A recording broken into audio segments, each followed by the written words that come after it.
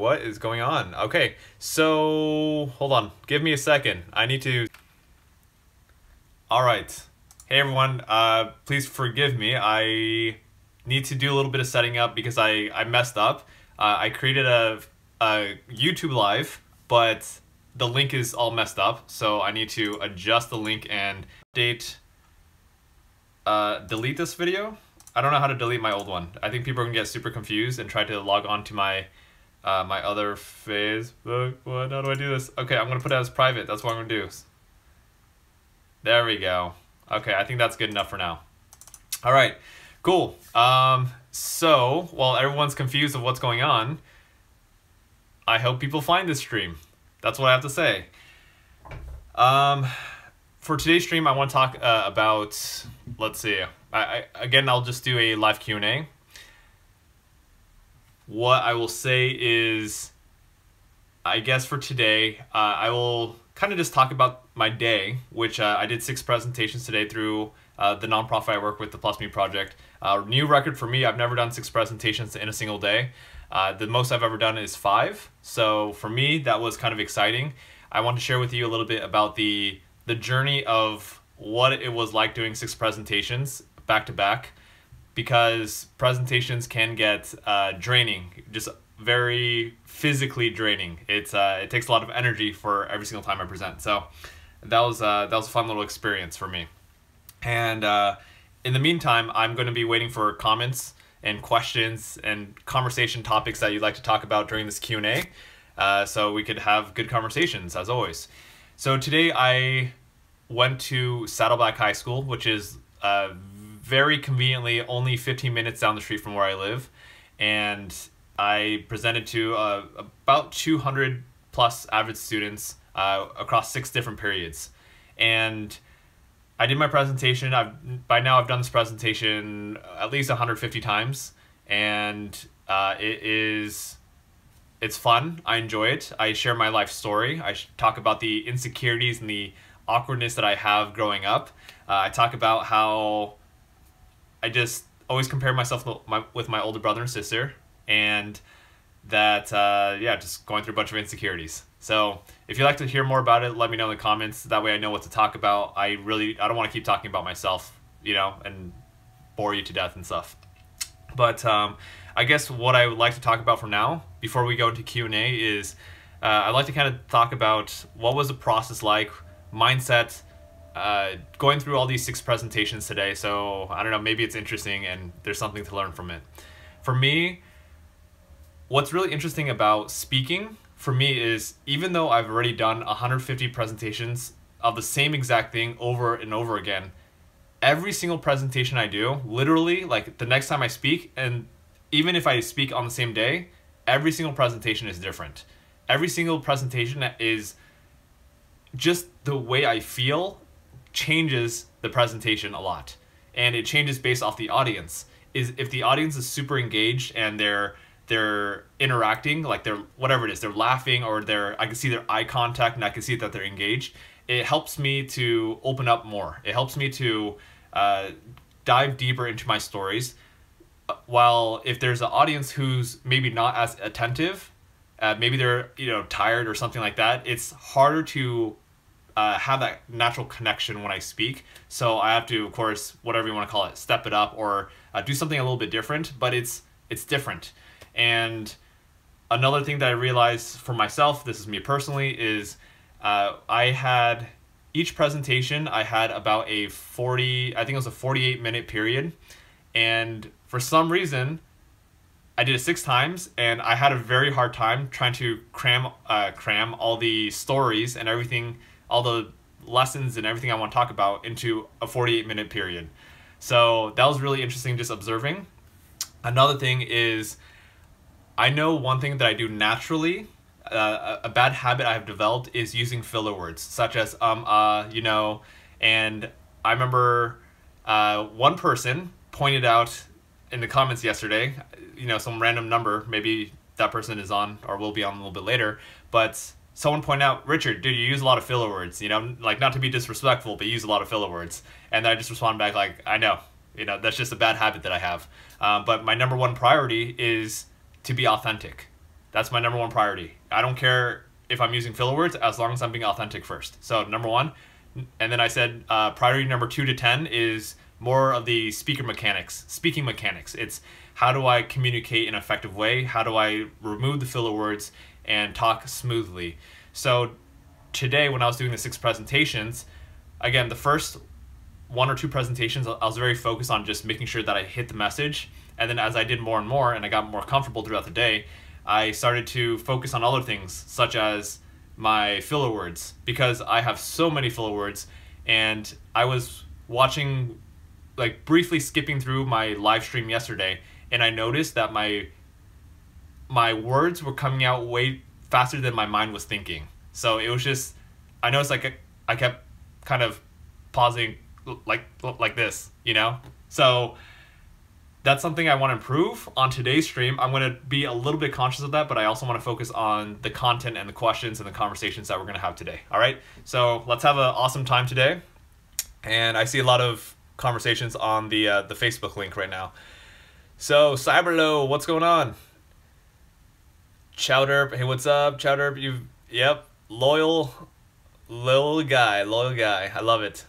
Why would you put it stream private though? Oh, so the reason I put it private is because the old stream I want to actually delete. I don't know if I can delete this old stream because I can't use the stream. Like I don't know how to delete it. I'll figure out how to delete it later. I just put it private for now because I don't want to figure out how to delete it right now. That's going to take too much time. So if you didn't notice, I had to create a second stream. So because I created the reminder on my computer, but for some reason the reminder doesn't transfer over to YouTube mobile, which is what I'm using right now. Alrighty. Let's see, Chowder, how do you teach people that are high school agreed? Usually people are very doubtful when speakers arrive. How do you, oh wait, hold on. Aged. Oh, how do you teach people who are high school aged? Usually they're very doubtful. So my job as a speaker when I come to schools, honestly, my biggest role is to just connect and relate. And that's why I spend a lot of time during my presentations to just share my own life story, my insecurities. And another thing that's, I think, very important when speaking to anyone, especially high schoolers, is to be authentic and speak on their level. And I mean, that's to anyone. You know, I don't know how to say this, but in general, nobody wants to be talked down to, you know? And it's like almost I guess some people want to be talked up to, but in general, the best way to form connections and build relationships is talk on the same level, you know, just kind of like what I'm doing right now. It's treating people as equals. So with high schoolers, one thing that builds connection is being vulnerable, opening up with story, opening up about, hey, you know, these are the insecurities I dealt with growing up. I got rejected tons of times, and I'll tell super real life stuff. Like I'll say random things in the middle of my presentations. I will say random things that I don't do every single presentation because it just comes out. It's real. It's like, for example, once in a while I'll mention like, and I've been single for 9 years, you know, that's whatever, but because it's real. So I think that's really important, and in a way that makes it relatable. So I enjoy speaking to high school, middle school kids because I believe that's such a critical age for students to develop themselves. For me personally, I have done elementary school and it's fun, but I feel like middle school and high school is kind of the age where there's a lot of processing, a lot of development inside the mind, where they can start understanding slightly more complex challenges and issues. So that's why, for me, middle school, high school is that perfect age. College is another possibility. I just haven't really tapped into it, which is funny because my first paid gig was at college. But after that, I just moved into high school, middle school market. So that's what happened there. All right. Let's see. All right. Wally, you have good content. You should focus on SEO. You should have more subscribers. Yeah, that's awesome. I guess I should. All right. Cool. Yep. All right. Cool. And I see a lot of negativity, and let's see. We are going to block. Yep. And there we go. If you're watching this on Facebook, I just blocked someone because they're being extremely rude, and I have a feeling I know who that is. So there we go. And if it's someone else, then whatever, that's okay. Just saying massively disrespectful stuff, and I'm not going to tolerate that. There's no point in wasting my energy on that kind of stuff. All right. All right, let's see. Yep. I'm just catching up on comments right now. I'm chilling out here on YouTube. Cool. Who is it? I don't know exactly who it is. I'm not gonna go into it right now. It's not important who it is. If conversations come up, we could go more into it. I'm sure my friend, whoever you are, and you know who you are, yeah. There's someone who has been trolling me for the longest time, and I'm more than happy to discuss it and talk about it, but until it becomes relevant, I'm just gonna leave off the table for now. Again, it's not new news. It's been happening for the longest time, and this person has been harassing me for the past 2-3 years, and just long story. I could explain it another time, or maybe I'll explain on this stream too. Richard, what are some of your favorite bands, artists? That's a great question. I would like to know from all of you as well. Another question is, how did you decide that you want to follow this path? All right, so I'm going to go with the simple, short answer questions. The favorite bands and artists. That's a tough question, meaning sometimes I don't remember all my favorite bands and artists, but I'm into EDM and number one, I would say alternative rock stuff. So that would be like Muse, Coldplay, Imagine Dragons, One Republic. I like Mumford & Sons. What else? Of Mice and Men. There's a lot of great bands I'm not mentioning right now, but those are just a few. My favorite current song right now is Reverie by Illenium. I think that's a beautiful song. It's a very peaceful, very mellow EDM song. So you can check that out, Reverie by Illenium. So I don't know. I think that's a really cool song. Goodness, I'm sure there's a lot of... I wish I could remember everything off the top of my head, but I don't. So that's where I have right now. Radiohead, Coldplay, U2, Kendrick Lamar, Frank Ocean, THOM, Thom Yorke, stuff, cool. All right, and some other new ones. Yeah. So I'm gonna move on. Thank you for that question. It's always cool to kind of hear people's music preferences. It tells a good amount about someone, not everything, but it's always fun to know. So Wally 1925 asks, how did you decide that you wanted to follow this path? For me, it was a culmination of everything from when I was probably in high school. Because in high school, my brother and sister was like, hey, Richard, you need to get involved with clubs because they look good on your college, your resume. And I'm like, okay, I guess. So I started joining clubs, and I didn't really understand how to do this whole club leadership stuff. But I'm like, okay, my freshman year in high school, I already was following my brother and sister. So I became like a web tech, meaning, I was in charge of the website for like my school's Chinese club. And over time, I remember my sophomore year? Sophomore. My junior year was the most ridiculous year of my whole entire high school. I held like 6 different officer positions, being like a president. I was a president for my environmental club, co-president. I was vice president for Key Club, and a bunch of other things. It was ridiculous. I'm not even bragging about it. Like it was dumb to the point where I couldn't even. I couldn't dedicate myself to one club. It was just way too much for me. So, anyway, point being, I did a lot of leadership stuff, which planted the seed in my mind that I was into service or helping people in a mentorship, role. And that led into me eventually becoming a life coach about 4 years ago. And when I did that, I was also thinking at the same time, how do I how do I was thinking to myself, how do I impact more people at a time instead of just one-on-one? And that's when I realized learning how to speak properly is a good platform for that.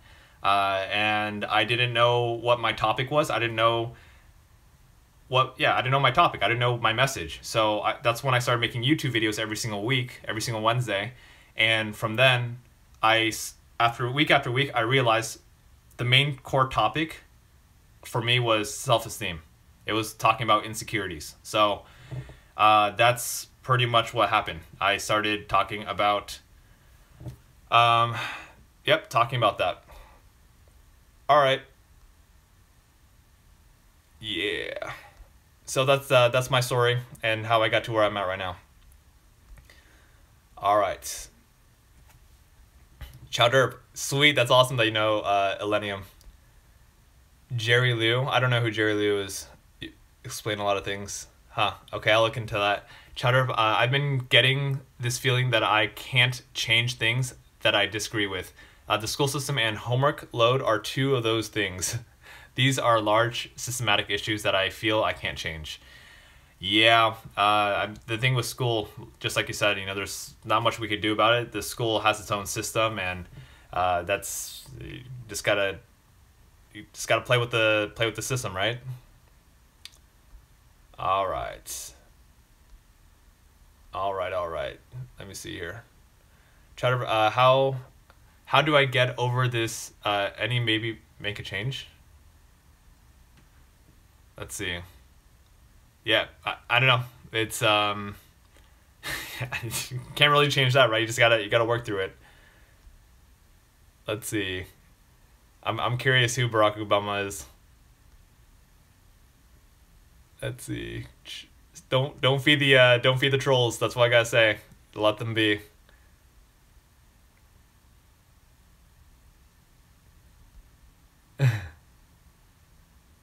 I have a feeling Barack Obama is not Greg.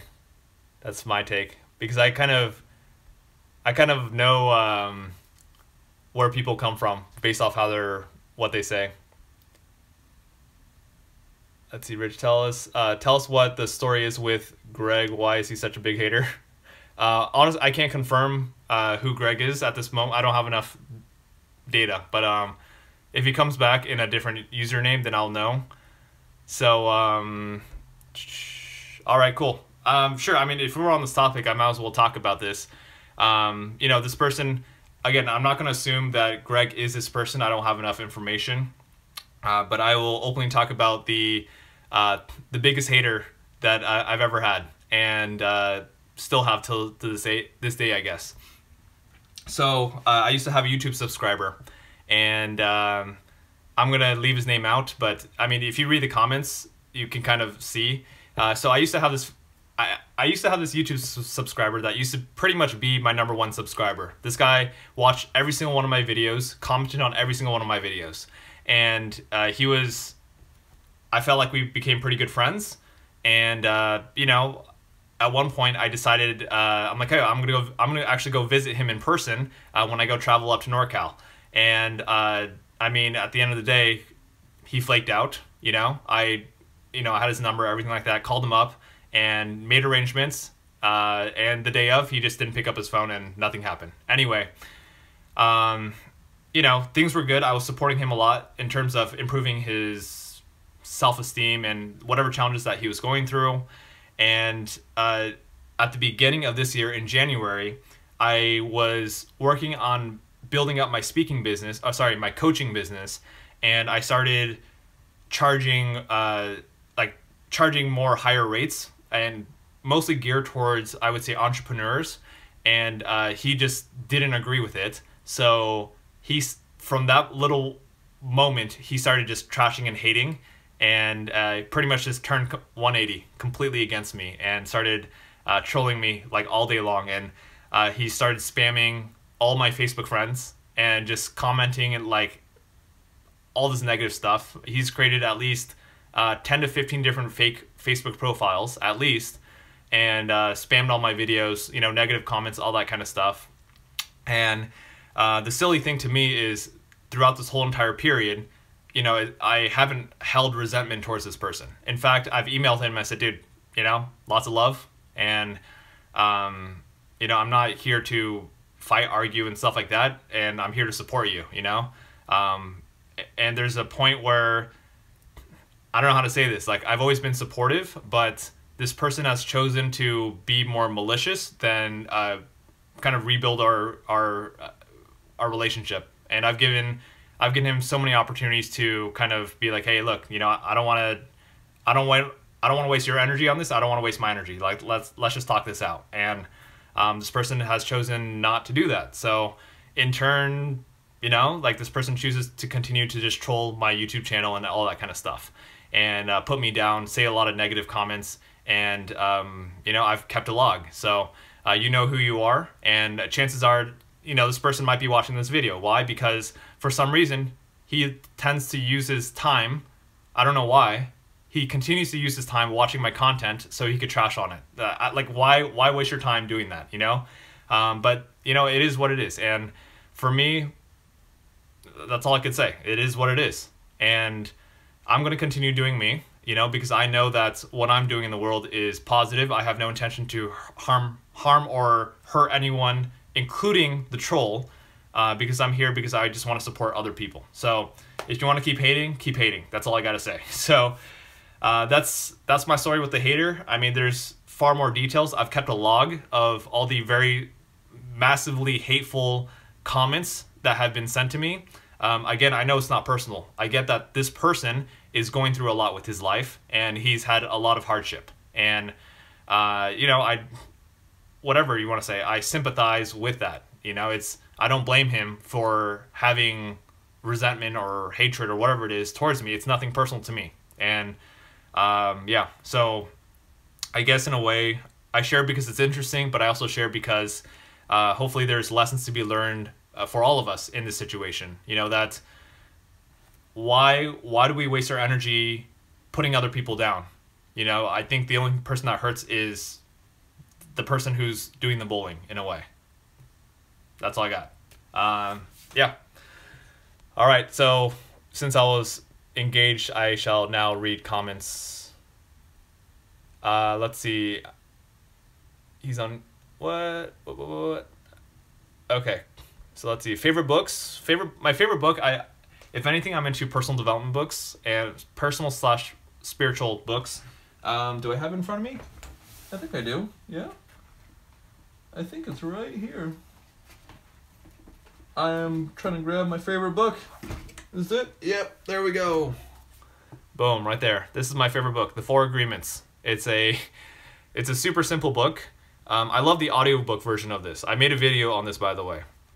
And yeah, so this book pretty much talks about the four agreements, which is 4 principles to live your life by that are super simple and that create happiness and let go of kind of anger, resentment, and all this other stuff. One of them I already mentioned in this while talking about this whole troll situation. One of the 4 agreements is never take anything personally. So anytime someone says something hurtful to you, it's never personal. Whatever someone says to you that hurts is just a reflection of themselves and what they're going through in their lives. So yeah, I love this book. It's super, super simple, and it's a clean read. So there we go. That is my favorite book. And I'm sure I have other ones, but I'll be honest, I have not read a lot of books in a while, and I know I quote-unquote should to learn and grow. I consume a lot of video content, if anything. So there we go.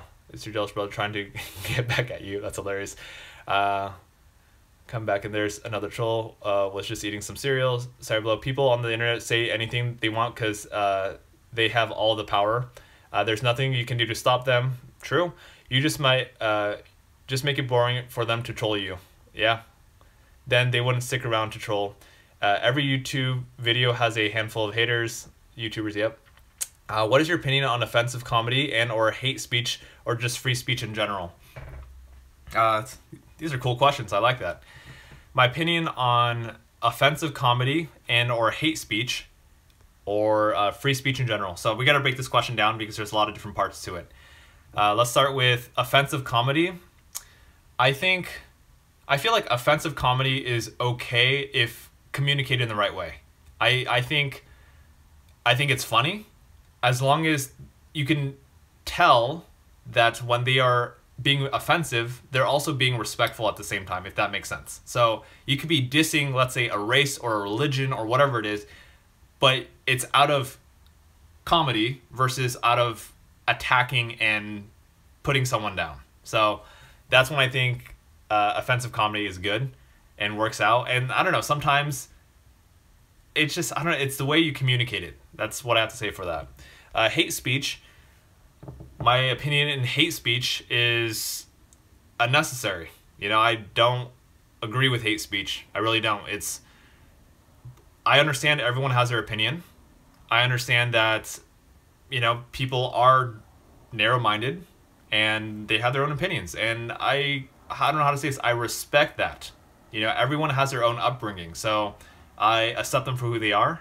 I wish that there was no hate speech, but it is what it is because of how our society has raised people in a way.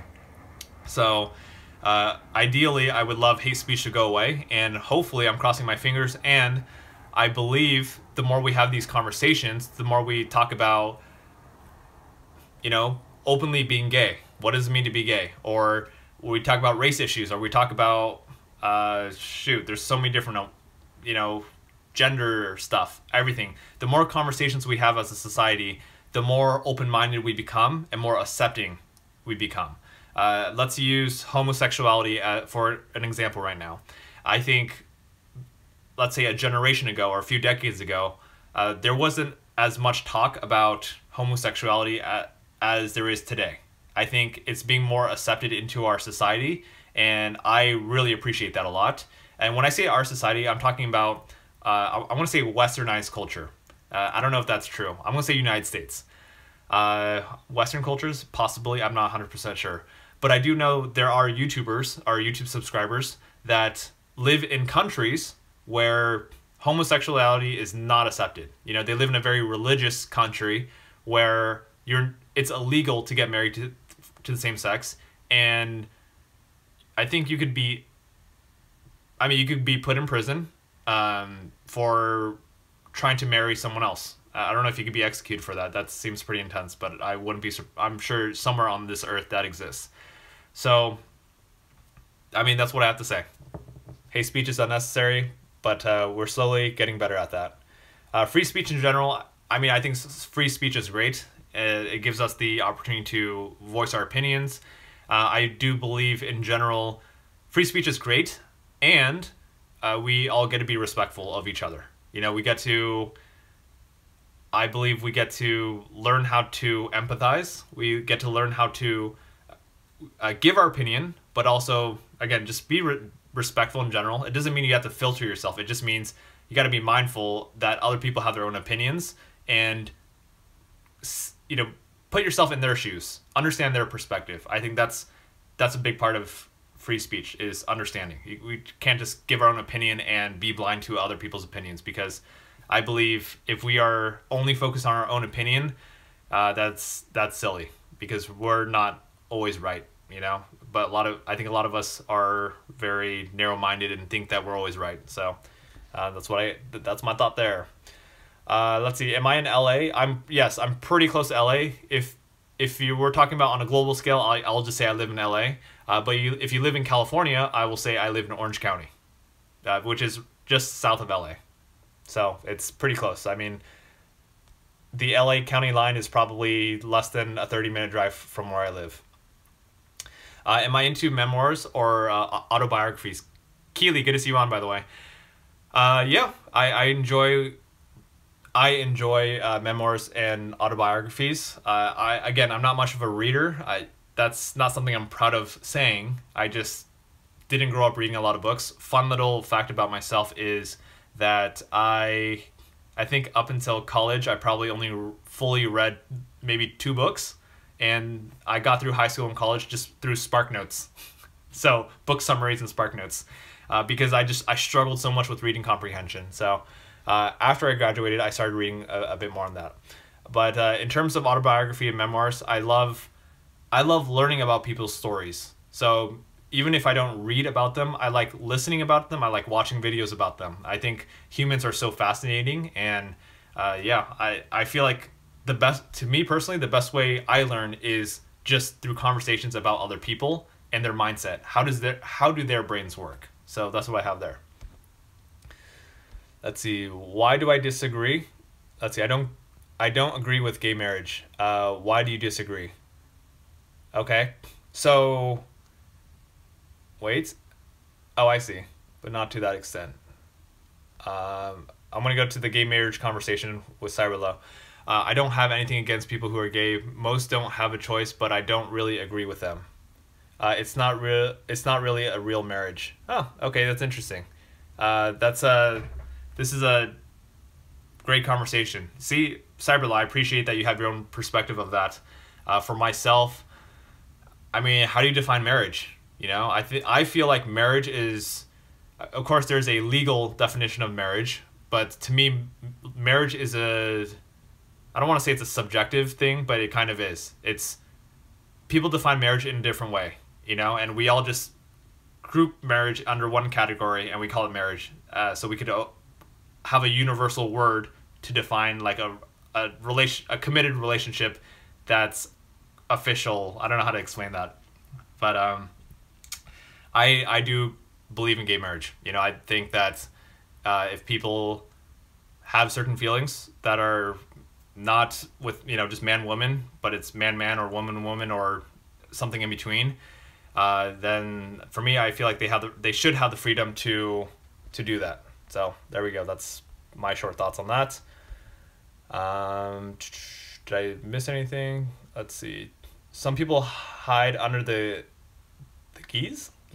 guys of free speech to hate on others, then accuse the others of trying to be against free speech. Yeah, goodness, that sounds like a vicious cycle right there.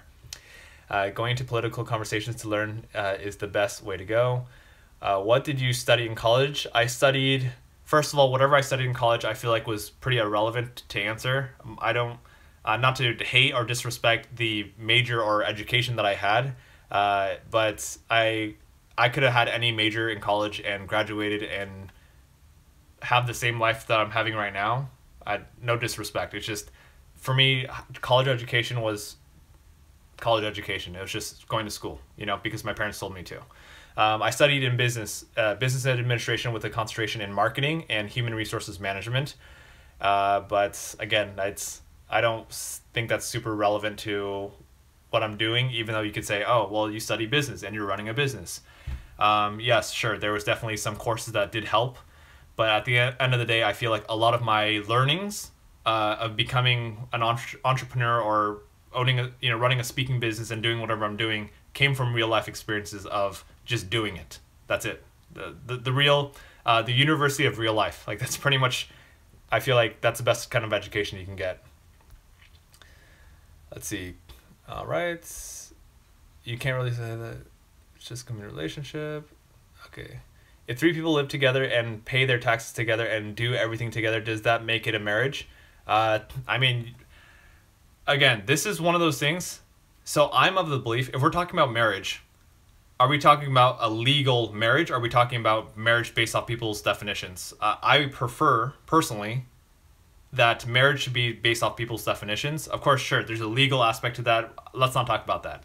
If three people lived under the same roof and they were in a committed relationship, is that a marriage? In my opinion, if all three of them want to say that they're married, that's a marriage. You know, I believe we should have the freedom to decide, you know, is this a marriage? You know, is this a relationship? Are we boyfriend, girlfriend? And girlfriend? And boyfriend? You know, like, I'm under the belief that people should have the freedom to do whatever the heck that they want to do. You know, if they want to have three people in a relationship, then I don't know, go do it. You know, whatever makes them happy. Yeah, that's it. That's what I got.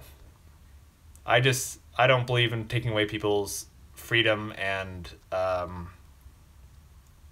rights because, you know, I don't have the same beliefs as they do.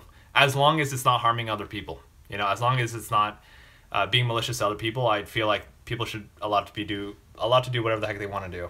You know, that's life. find a way to be happy. Weird question, but when was the last time you thought about your high school grades? Let's see. Today? I mean, the thing is, when I do my presentations, I always talk about my grades in high school. I always talk about how I used to compare myself with my older brother and sister. I always talk about how in high school I got a lot of B's, C's, D's, and F's. GPA wise, it was, I guess you can say, decent, but that's all relative compared depending on who you compare yourself with. My GPA in my mind was absolutely horrible because I compared myself with my brother and sister who had a 4.6 to 4.8 GPA. So, I mean, their GPA was pretty ridiculous, but again, that's all subjective. All right. You've helped me so much through computer addiction. Thank you so much. Love you, mate. No homo. Hey, nothing wrong with being homo, by the way. Love you too, brother. And thank you for that. Thank you for that feedback and acknowledgement. I'm just gonna say this again. I don't say this a lot, but the thing about creating content and doing speeches and the work that I do, and this applies to anyone else, teachers too, is we don't really know the impact we have on other people unless they tell us. Because, you know, we create content and we just hope people run with it and they do something good with it. I don't know what this conversation we're having now is, what kind of effect this might have on your life. So, and I don't know how to say this, like, as much as I want to know, it's like I can't expect to know. You know, if someone chooses to give me feedback, then great. And if they don't, then I just hope that people do the best they can with this. And if not from me, they learn from someone else and they just improve their lives. So I think as human beings, we're here to just support each other and whatever you want to call it, build each other up and help each other out. Yeah. All right. Keely, what's your opinion with the Summer Olympics coming to Los Angeles in 2028? Is it 2028? I thought it was sooner than that. What is it? It's 2017 right now. Okay. What are my opinions of that? I think that's pretty cool. I mean, why not? I think it'll be super hectic and crazy and busy. Los Angeles is going to have so much traffic and all that kind of stuff, but I think it'll be amazing. Financially, I don't know how that works. I know Olympics typically are a financial burden for cities. They invest billions of dollars or whatever it is into remodeling and restructuring, and then it's really hard to repurpose the stadiums and things like that after the Olympics. So in general, I feel like building a lot of structures for the Olympics but not repurposing it in the future, that stuff kind of goes to waste. But in general, I think for the city of Los Angeles, it'd be great. It always brings community. It gives us something to do. And if I'm here for 2028, like, I would love to be there live. I think that's amazing. Yeah. So to answer your question, yay. Cyberlow, so if someone identifies as a fish, that's okay? Sure, I mean, why not? If they feel like they're a fish, then go for it. Whatever makes them happy, as long as it doesn't harm or hurt someone else. They aren't really affecting me, so why should I ever care? Exactly, precisely. Yeah. All right, so what is going on here? What are my thoughts? All right, we are caught up on the comments, which is awesome. Right now, I guess in a way, I'm just gonna have a conversation about what I'm feeling in this moment and what's on my mind, which is it's going back to purpose of life. Story time with Rich. So I think about my life, you know, I'm just another human being, and I think about kind of the purpose of life. I think about how I do still compare myself with other people. For example, a lot of entrepreneurs. I do have a lot of friends and connections with people. I'm part of a network with incredible, amazing entrepreneurs who are doing amazing things in the world. And it almost feels like, to me, a lot of these entrepreneurs are so focused that their life is going so well that, you know, they've made it. They've, quote unquote, they've made it. Like they're living the life, and it's almost like I do know they have struggles, but at the end of the day, it almost seems like they don't really have that big of problems. You know, it's like they're living the dream. And mentally, I know this isn't necessarily true, but mentally, in my mind, it's almost like I want to reach that destination of I made it. But I'm still on this journey of figuring it out, booking more speaking gigs, getting paid for it, traveling more, and all that kind of stuff. And I guess for me, I know the reality is even the entrepreneurs that have quote unquote made it, because I got friends who, tons of millionaire friends, like that's not even an understatement. It's like, it's crazy how much some of these people I know are making, but it's almost like money doesn't even matter to them. It's like, they're not doing it to make money. They want to give back and, you know, donate their money back to charity or their time and stuff like that, which is super cool. I love that. And also, you know, have some cool toys and stuff like that, whatever. But anyway, so I'm sitting in my room right now thinking about my purpose of life. I'm thinking about how, you know, what brings me fulfillment. I'm thinking about how today I had the good fortune, I had the privilege of going to a school and speaking to 6 different classrooms, which took up all day, which is awesome. You know, it's fulfilling because I get to see that I'm making some sort of impact. But I also think to myself, what happens when I'm not speaking? You know, what happens when I'm just sitting in my room and maybe I'm not doing a Facebook Live or a YouTube live stream? And it's like almost thinking like, what is my purpose then? What am I doing? What's gonna kind of fill up my heart and make my life feel meaningful in some way? So, you know, this makes me think about relationships, the relationships we have with our family, with our friends, having those deeper, connected, intimate relationships. And when I say that, not just romantic, but also intimate relationships with friends and family, just really close connections. So at the end of the day, I feel like we're all trying to figure out a way to make life meaningful and make life matter. So for me, I think about my family. I think about me taking care of my dad. I think about how frustrating taking care of my dad can be. I think about how stressful it could be to repeat the same answers over and over and over again because he has dementia and his mind forgets super easily. And I think about, like, I have these thoughts of like, oh, how much happy would I be if my dad wasn't here, you know? So I have more freedom. But then I flip it around and I think, would I really truly be happy if I didn't have to take care of him? And I feel like the answer to myself is it's a yes and no. And I want to focus on the no. If I didn't have to take care of someone and I had that freedom, I realized that doesn't mean I'm going to be fully happy because, again, my life is dependent on my happiness is dependent on, I don't know how to say this, a balance of so many different factors, a balance of, you know, my contribution to this world, whatever, my vision. It's a balance of the relationships that I have with my friends and my family. So if there comes a day that I don't take care of my dad anymore, will I truly be happy? That depends on if I'm proactively building relationships with people that are meaningful. So I guess really what this conversation to me is about is it's about taking time to pause and just reflect and think about, okay, what is, I guess we're going into existential conversation right now. It's like, what is the purpose of life in a way? But more specifically, how do we live a meaningful life?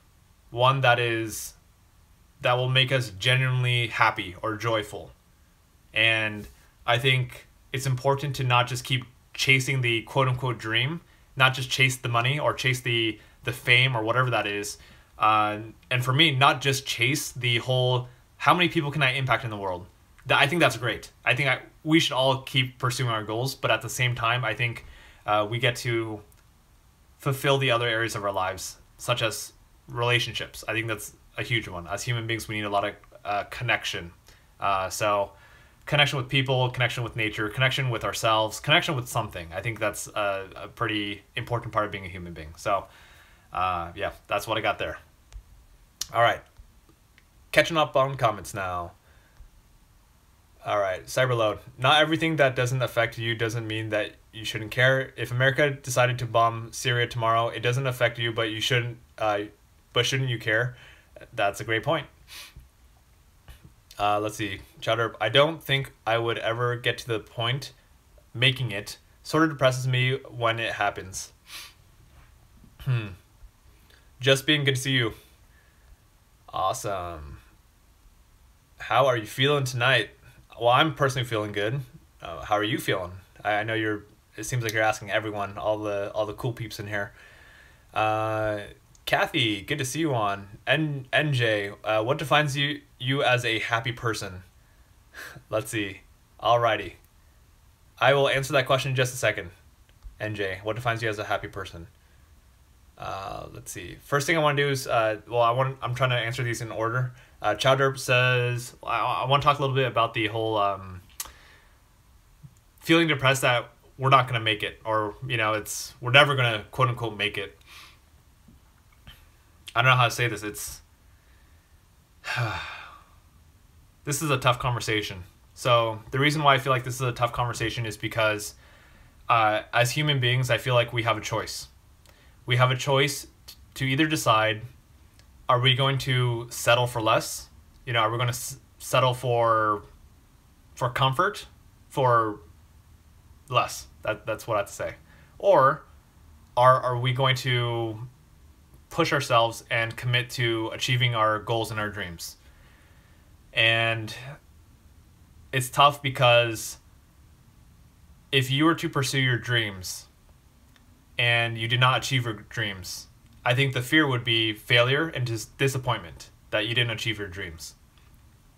At the same time, if you're a person who decides that you're going to take the comfortable route, the one that's like, you know what, I'll just do what everyone else is doing and have a normal job, make money, maybe, not work at a job that I necessarily 100% love, but it works. And in my free time, I'll do stuff that's fun and exciting, such as traveling or, going to Vegas or going to a concert and stuff like that. I don't know how to say this. First of all, if that makes you happy, awesome. Which, in this case, was it Cyberlow? I don't think that's the case. I think that's because you're saying that not being able to make it sort of depresses you. What I want to let you know is that you are capable of, quote unquote, making it. And for me, how I define making it is, I don't know how to say this. It's almost like a gut feeling. Like, you'll know if you made it.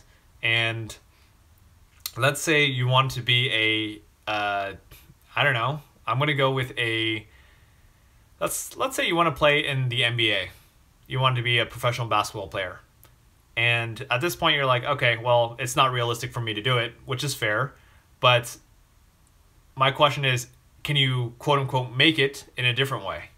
Mentally, is there a different way that you can make it? And I feel like usually, yes, there is another way to, quote unquote, make it. So I don't know how to say this. Wow, I just talked way too much, but I'm going to wrap this up. And pretty much my hope is that you continue to pursue your dreams and what you want. That way, when you look back at your life, you won't be disappointed that you never ever tried. And for me, I'm glad I'm on this journey, and I'm not saying that to, whatever it is, brag or be like, I made it, because I haven't made it yet. I have done a lot on my journey, which I'm happy about, but still I'm in this period of kind of struggling, figuring things out, which is okay. It's a beautiful, messy journey of trying to become a inspirational speaker. So it's fun. I like it. It's challenging, sucks sometimes, but it's fun, it's rewarding, and my heart knows that I'm grateful that I am pursuing my passion instead of working a job that is sucking the life out of me, which I was at before. So, yay, that's what I got. All right, so let's go. NJ, what defines you as a happy person? I'm going to say what defines a happy person. For myself, am I a happy person? Richard, is Richard a happy person? I'm a happy person sometimes, and I'm also not a happy person many times too. I feel like what defines me in a way, the phrase I've come up with for myself is what was the phrase I use? Like a seriously optimistic person, or a seriously optimistic person, which means I am optimistic, I am hopeful, I'm happy, whatever, but I'm also very serious in a way. Like, I take things seriously, even though I do have fun. So the problem with the quote unquote serious side of me is when I take things too seriously, I'm not always happy. I'm setting high expectations for myself, and if I'm falling below my expectations, that makes me sad. It makes me feel disappointed. So that's what I have to say for myself. But what defines me as a happy person? If I were to just straight up answer your question, I would say the fact that I choose to, whenever there's a negative situation, I try to see the silver lining. I try to see the positive in it, because this is a little thing I heard in transformational training, and I don't know, maybe some of you heard this, which is all events are neutral. So everything that happens in the world is a neutral event. It's not positive or negative, it's a neutral event. And we as human beings get to decide what meaning do we put on it. Let's do a car accident, for example. Let's say you get into a car accident. Is that a positive event or a negative event or neutral? A lot of people would say if I got into a car accident, it would be a negative event. But really, it's a neutral event. All that happened was cars collided, and people might have gotten hurt. It's a neutral event. Why? Because we as human beings get to figure out how do you define the event. So, I mean, I don't know how to say this. Some people might think, okay, well, if you get injured and you got to pay for hospital bills and all this stuff, that's negative and it's stressful. I think there is a way to put a positive spin, which some people might see as cheesy, but a positive spin might be something like, well, my goodness, a positive event. I mean, there's a lot of things. Again, this is like, it's almost like twisting it. It depends on how you look at it. But first of all, okay, well, I got into a car accident, but at least I'm alive. I don't know if that makes sense. I don't know if that's a good example. Or it could be, you could change the story, or, oh, thank goodness I got into a car accident, because if I wasn't in that car accident, I would have made it to that destination that there was a mass shooting at, and I might have died there. I don't know. I know this is getting crazy, but anyway, point is, I'm just offering a different perspective. I'm not saying that you need to believe that all things are neutral. I'm just offering another perspective on that, because that's a perspective I've heard, and I like that idea that all events are neutral, which means, to me, we get to decide how we interpret every single situation and scenario. I.e., taking care of my dad is a great example. Why? Because a lot of people would say this is negative. It's like, it takes so much time, it's miserable, everything like that, but at least I get to spend time with him. So I'm going to leave it with that example. All right, I was getting too deep into that. All right. Chatter, it's been such a bad day overall, but I did find out one great thing today. I think I was sort of depressed because I stagnated and stopped pushing myself and learning. Goodness. Well, sorry to hear that. And, for anyone who's having a bad day, I don't know, first thing I want to say is that's okay. It's okay to have bad days. Everyone has bad days. And I want to encourage you to continue to, when the time is right, to continue to keep pushing forward, to keep moving on. Because I feel like the best way to get over kind of having a bad season of our life is to just push ourselves forward. And it's tough. There's days we don't want to do anything. But what I found helpful for myself in those times, those trying times, is just keep pushing forward and be patient at the same time. Because sometimes it takes time to heal us and all the emotional, mental stuff, all the crap that we're dealing with. Don't sweat the small stuff. That's good. Keely, why is it so hard trying to talk with your crush, and how to get over someone when they're with someone already? Ooh, that's a very relevant conversation I could talk about for sure. Just being anyone else, I'll answer your questions in order. So hold tight. So why is it so hard talking with your crush? That's a great question. I believe, again, feel free to chime in, anyone, but I believe it's tough to talk to our crushes because I believe we are afraid of rejection. This is my theory on why it's so tough to talk to our crush. So this is you, this is your crush. The thing is, naturally, as human beings, I believe we're all equal. But the thing is, when you have a crush on someone, we start putting them on a pedestal. We start believing, oh, this person is so perfect. You know, they're so amazing. They're so cute. They're incredible, right? And when we start looking up to them, we get intimidated. So that's number one reason why it's hard to talk to them. And number two is, again, we are afraid of rejection or judgment. So when we talk to them, it's like, if we talk to them, we feel like we need to be super careful, because if they reject us, it's like that's the end of the world, which it really isn't, but that's the way we feel. Yay, I finally did a short response versus ones that take forever. How to get over someone when they are with someone already. So if you like someone and they're with someone already, I'm going to give you my own kind of what I would do in my shoes. So if someone is with someone else, which this has happened more than once in my life, I'm trying to count how many. I mean, I could think at least twice, maybe 3 times that this has happened.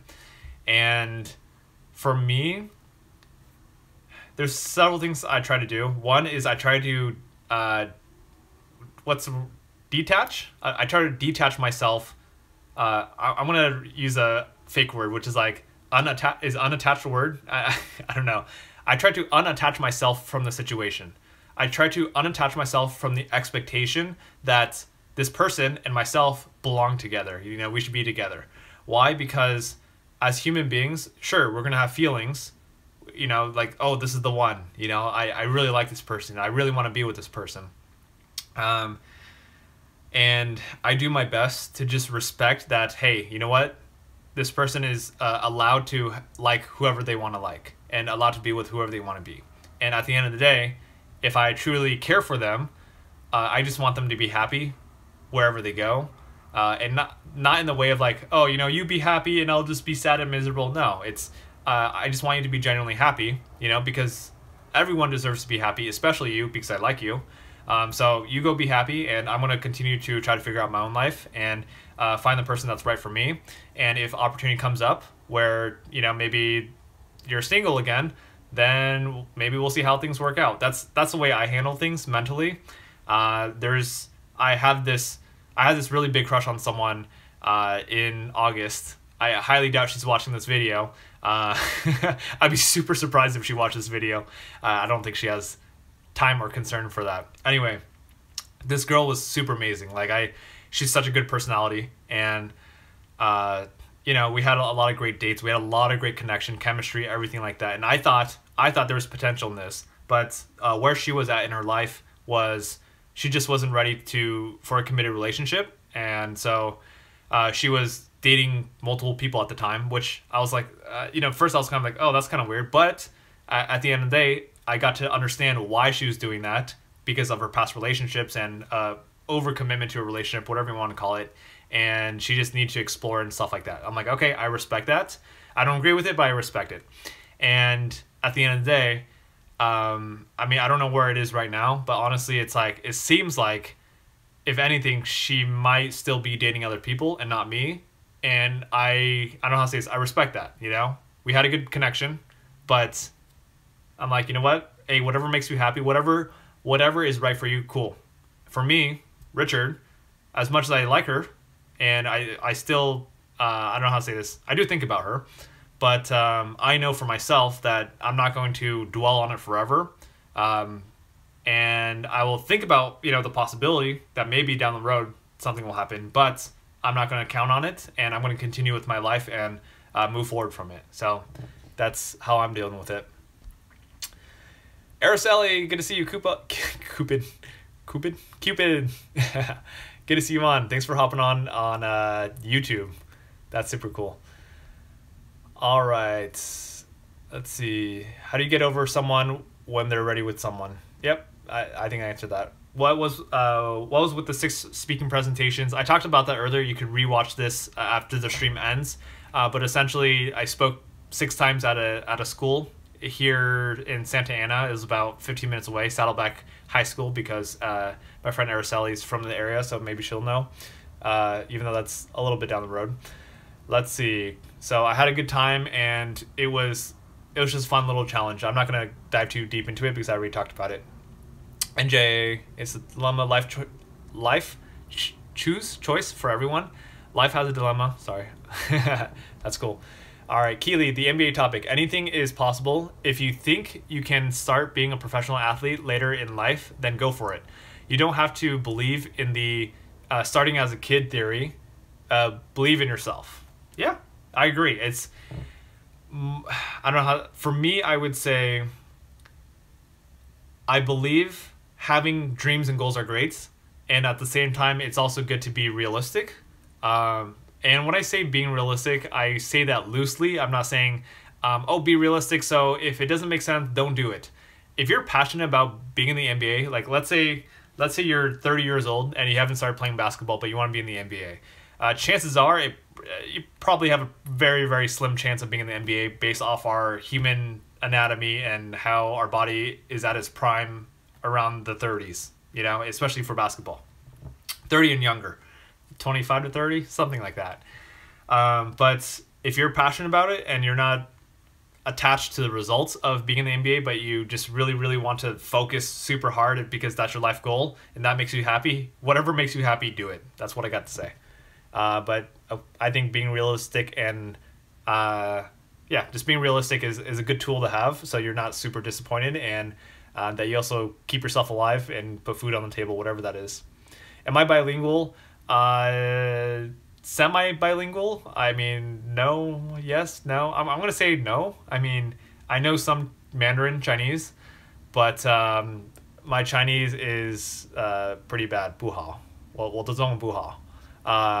可是我可以讲一些，所以yeah, 还好。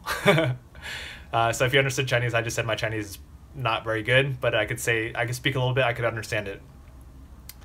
Was I born in the USA? Yes, I was born in Fountain Valley, California, which is located in Orange County. And if you don't know where Orange County is, that's located right next to Los Angeles. And if you don't know where Los Angeles is, then you're probably not from this planet. Chowder, you may not be able to play, but you could be a coach. Be crafty. I like that. That's perfect. Exactly. 100%. If you pass your prime to be a professional basketball player, then be creative, crafty, and become a coach. That's cool. All right. Cool. At this point, I feel like we've covered some pretty good ground. And I guess in a way, I know yesterday we went for an hour 45, and we just hit an hour today. It's not necessarily based off time, but I do want to kind of wrap up. I've been talking so much today. Like 6 presentations, so that's I'm gonna round that up to about I'm gonna say that was about 5 hours of talking straight today.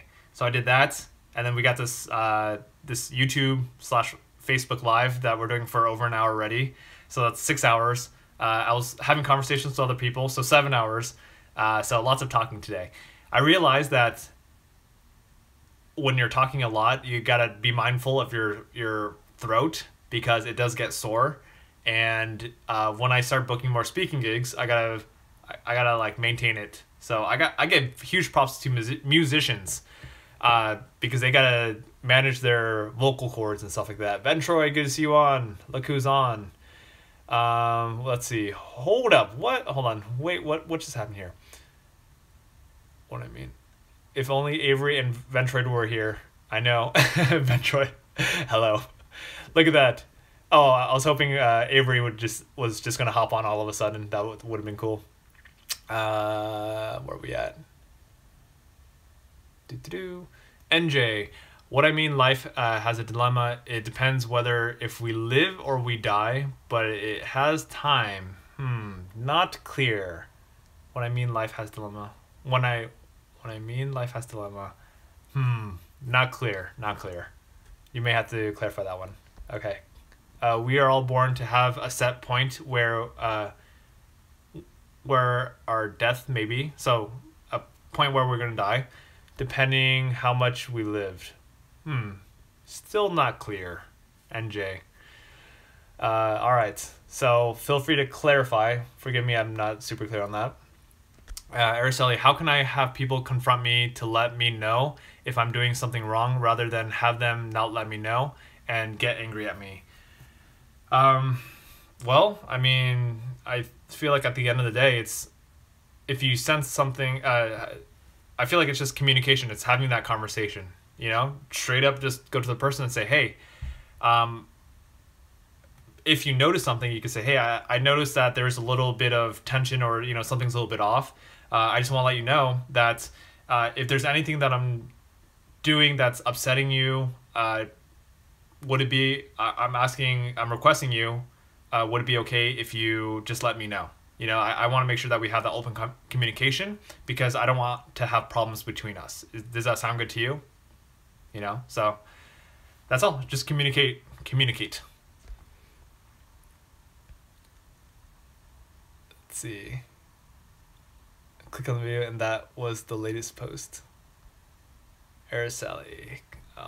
Room temperatured water helps when you're using your voice box a lot. Oh, well, thank you. Thank you for the woman who is with one with the musicians. Room temperature water, by the way. Do you know what your personality type is? If you're talking about Myers-Briggs, MBTI, yes, I am a INFP. So introvert, intuitive, feeler, perceiver. I'm my I and my E. My I and my E, introvert, extrovert, are borderline. I identify more with the introvert side. So that's what I have. Yes. Goodness, now all of a sudden I just want to keep drinking this water. I feel like it's like a sponsorship. I wish I had a water company branded here, but I don't. I have Tropical Smoothie Cafe. They did not pay for this product placement, but I like this cup, so I use it. Get your smoothies today. Use promo code Richard. I'm just kidding. You use that, that's what's going to happen. You're not going to get any discounts. Sponsored by Room Temperature Water, exactly. Okay, cool. So I think we had a lot of fun today. Of course, I would love to continue having all this fun. I get to go back to quote unquote real life too. My adult responsibilities of organizing things for my family and household and stuff like that. I get a plan for tomorrow. I get to schedule how is Richard going to make money, booking speaking gigs and stuff like that too. So I definitely had a lot of fun with you, and trust me, we're going to have a lot more of these the YouTube. I always say Facebook because I've been on Facebook lives for so long. I don't know if I'm pretty sure I mentioned this, but I did on Facebook. I used to do them daily for like 220 days straight. That was earlier this year and a lot of last year. So now for some reason I decided that I'm just going to start doing it on YouTube. I think you all are awesome people, and I'm looking forward to get more people in. I think because my channel has been dead for a long time, everyone kind of just like ran away. So we're trying to reel people back in a little bit and build up some community. All right. NJ, I got to do some practice on my grammar though. I was being really vague. Yeah. NJ, remind me where you're from. I would love to remember, or was it Bangladesh? Was that you? But yes, and yes, not trying to, not trying to point you out or call you out, whatever. But you know, I would love to understand more, and I look forward to kind of working with you on communication and I guess grammar too. Main point is I just want to learn to communicate better and understand. We are not responsible for any cases of HIV and Ebola after consumption of our product. Okay, nice. Get some sleep too. You're from Canada. Oh, nice. French Canadian, or what English? I'm trying to figure out that grammar. Or you're still just learning grammar, which is cool too. So I'm not trying to make fun of you. Ending so soon. I mean, it has been an hour 10 minutes. I think that's a pretty good time. Yes, for our standards, we are ending soon at an hour and 10-11 minutes. So because I get to have a life and get adult stuff done. Do I know Game Quitters? Yes, I do. I know Game Quitters very well. I am personal friends with him. Fun story with Cam Adair, who runs the Game Quitters channel. How I met him was literally because my quitting video games video started blowing up and became like the #1 search result on YouTube, and I realized the #2 result was Cam Adair, and he was building up his channel and stuff like that.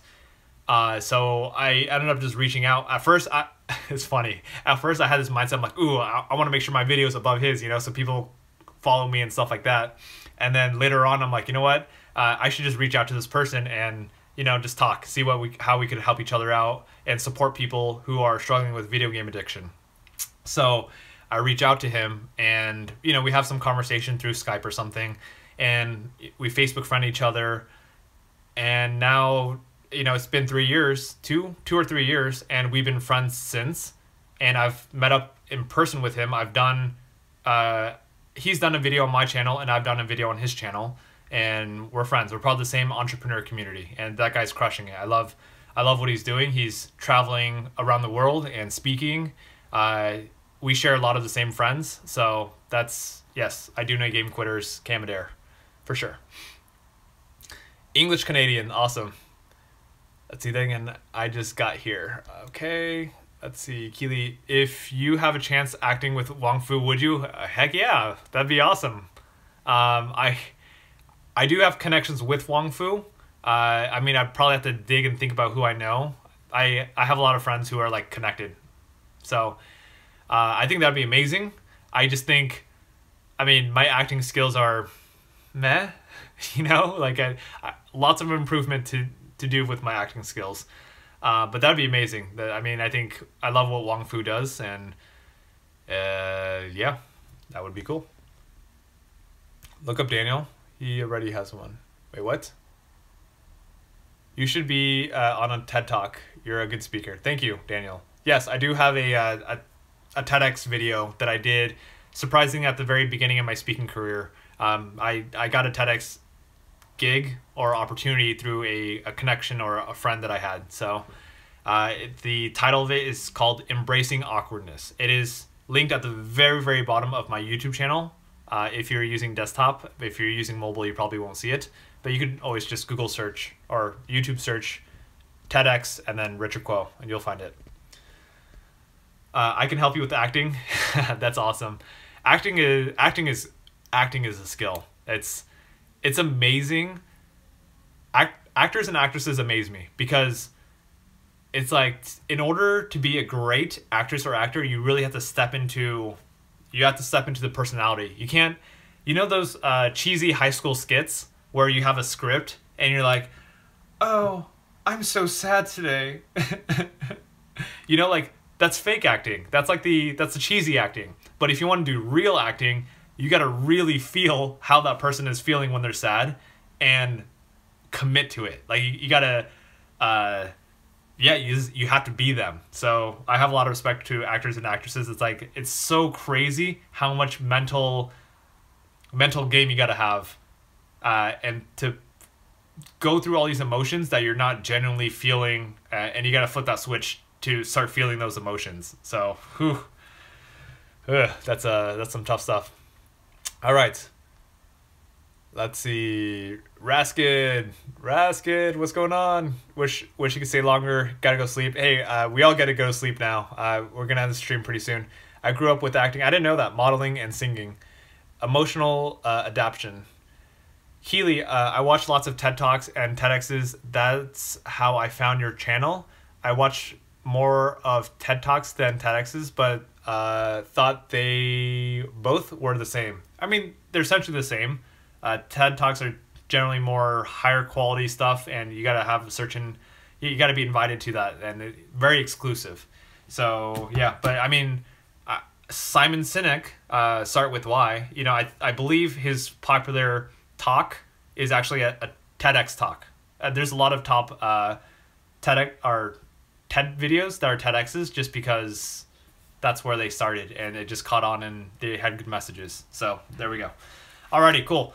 I'm going to end the stream. I know we didn't really talk about, what is that? We didn't talk about SpaceX stuff. Again, Skype. We're talking about Skype yesterday and, you know, how we should hop on a call. Do we want to do that still? Yes, peoples? I'll need some responses on that one.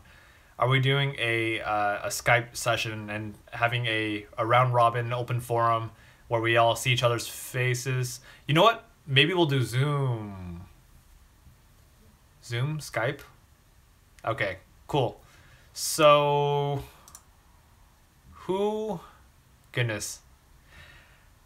All right, let's do this. So, if you are interested in doing a Skype call, I'm going to check my calendar. How about tomorrow? Faces. I'm a little mad about. Okay, well, here's the thing. If you want to join us, you don't want to turn on your webcam, you don't have to do that. But if you want to do voice chat, you could just do voice chat. But at least I would appreciate for whoever would be open to sharing their faces because, I don't know, for me it helps. But it's not necessary. So, yeah, we could hop on a Skype or a Zoom. I'm trying to figure out how to organize this. Okay, so I'm going to say tomorrow. Tomorrow at 9 p.m. Tomorrow I just won't do a YouTube live stream. And instead we'll do a Skype call. Does that sound good? 9 p.m. tomorrow? Is that a good time? Friday. I can't join Skype or Zoom call. Let's see. So I'm seeing Friday. Can't join Skype or Zoom? What can you join then? How do we do this? Why can't you join Skype or Zoom call? You guys can do it though? Okay. Aw. Sad face. Sad face. Okay, let's do first Skype call. Here. Don't have Skype, but I could download. Yes, you can. Man, Zoom is such a good platform, but no, but I think we're gonna go with Skype. Google Hangout? No. Here, let's do it on Friday. Friday, that way it gives us some time to kind of gather the troops together. So anyone who's on, you're all invited to do a Skype. I'm gonna set it so it's not too late for 8 p.m. on Friday. 8 p.m. Pacific Standard Time on Friday. So, 10 Skype. Oh, goodness, I gotta figure out how to logistically do this. Skype. Where's a good place to message each other? I'm not thinking quick enough here. So, I have some of your Instagrams. Cupid, I have your Facebook. And the rest are on YouTube. So... Okay, here's what I'm going to do. We are going to do... I can't focus. This is too much thinking. Okay, we're gonna do Skype. We're going to do Skype, okay? That's what we're going to do. We're doing Skype, and my Skype is really simple. It's the same thing as my YouTube channel. It's Richard Kuo Live. So send me a request, and be sure to write down your username. Hey, this is Cyberlow, or hey, this is Avery, or hey, this is Araceli, whatever. That way I know, and I don't just delete because, if it's a random, I don't accept every random request. So, Skype, Friday, I'm going to go with 8 p.m. Pacific Standard Time. All right. And then tomorrow we're gonna have our stream. I'm gonna go with tomorrow's stream will be at I'm gonna try 8 p.m. tomorrow as well. So YouTube stream. Okay, 8 p.m. Pacific Standard Time will be tomorrow's stream. And in terms of topic, we'll figure out what the topic will be. If you got suggestions, write them down in the comment section, and we will go from there. Alrighty. I could Insta DM too. Awesome. By the way, if you don't have my Instagram, it's the same thing. It's Richard Kuo Live. Mad Smith, hi. Don't you think that there is a grain of truth in every insecurity that we have a reason, right, to be insecure, and we can't help it? Because many times we are told that it's a self-limiting belief. Let's see. Is there a grain of truth in insecurity? Sure. I mean, I feel like all insecurities, all these thoughts, it's up to us how we want to interpret them. So it's, of course, I'm not saying insecurities are not right. I'm not saying being confident is right. Pretty much, I believe, as being human beings, is whatever we feel about ourselves, is whatever we say is right is going to be right. You know, whatever we say is wrong is going to be wrong. It's just, it's our perspective of our life. The thing is, I don't believe insecurities are very helpful for us, so we might as well change the conversations that we have about our insecurities. So that's what I have there. Because if you start believing your insecurities, what happens is you are going to start believing them. You know, you're going to start acting like your insecurities are true, and then you're going to live the rest of your life being a victim, complaining about, oh, you know, my life is miserable because I'm not as smart or as pretty as other people. You know, I'm just gonna point out, I don't know if you know, let's go with Josh Sundquist or who's Nick Vujicic. It's like, you know, these guys have lost limbs. Like Nick Vujicic has 0 limbs. That guy is a motivational speaker. You know, he's living his life. He's crushing it. So we could either complain about our insecurities or problems that we have, or we can get over it and move forward. By the way, I'm not speaking like I know everything. I have plenty of insecurities, and I still complain like a little bee. You know, like that's me. But that's my food for thought there. Alrighty, cool. So again, we're wrapping up right now. Tomorrow, our YouTube/Facebook live stream will be at 8 p.m. Pacific Standard Time. And on Friday, we're not going to do a stream. We are going to do a Skype call at 8 p.m. Pacific Standard Time. Shoot me a message if you want to join, or just add me on Skype, Richard Kuo Live. All right, cool. Everyone, thank you so much for joining in, and I had a fun time as always chatting, and we are hitting the a minute 23 hour mark. There we go. Ventroid, good to see you on as well. See tomorrow. Cyberlow, Chowderp, yep. Cupid, and NJ if you're still on. And please forgive me, lots of other names. Keely, Raskid if you're still on. Daniel, and yeah, anyone else who's still on. All right, take care everyone. Have a good night.